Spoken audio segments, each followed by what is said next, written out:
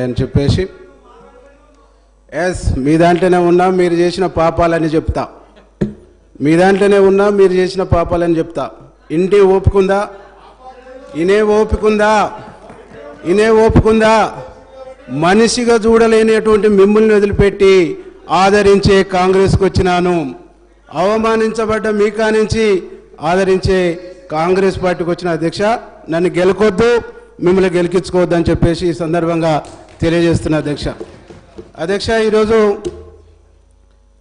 కాళోజీ గారు మాటల్ని ఒకసారి గుర్తు చేస్తూ, తెలంగాణలో ప్రజాపాలన, తెలంగాణ ప్రజల ఆకాంక్షకు అనుగుణంగా ప్రభుత్వం ఏర్పడినటువంటి ప్రభుత్వం ఇక్కడ ప్రమాణ స్వీకారం చేస్తున్నది. కానీ ప్రగతి భవన్ ముళ్ళ కంచెలు బద్దలై తెలంగాణ వచ్చినాడు ప్రజలు ఎలాంటి స్వేచ్ఛతో ఉన్నారో ఇక్కడ కాంగ్రెస్ ప్రభుత్వం ఏర్పడి గౌరవనీయులు పెద్దలు ముఖ్యమంత్రి రేవంత్ రెడ్డి గారు మంత్రివర్గం ప్రమాణ స్వీకారం చేస్తున్నప్పుడు తెలంగాణ సమాజం అంతా స్వేచ్ఛా వాయుల్ని పీల్చుకుందని సగర్వంగా నేను తెలియజేస్తున్నా అధ్యక్ష.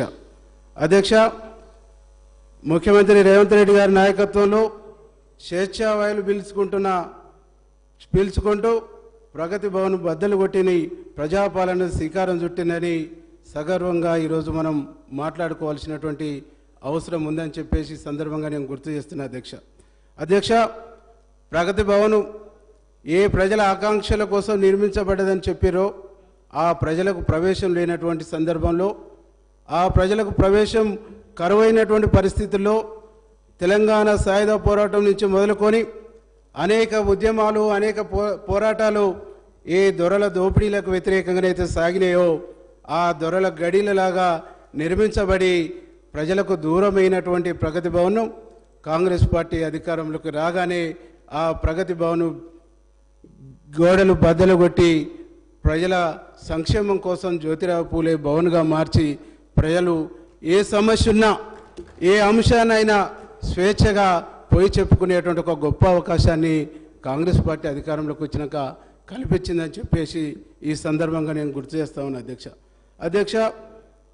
అనేక సందర్భాల్లో మాట్లాడుతుంటే చూసినాం. ఆ రోజు ప్రగతి భవన్ కంచె బద్దలవుతున్నప్పుడు ఇది మేమేసింది కాదు, ఫలాను వాళ్ళు వేసిందని చెప్పారు.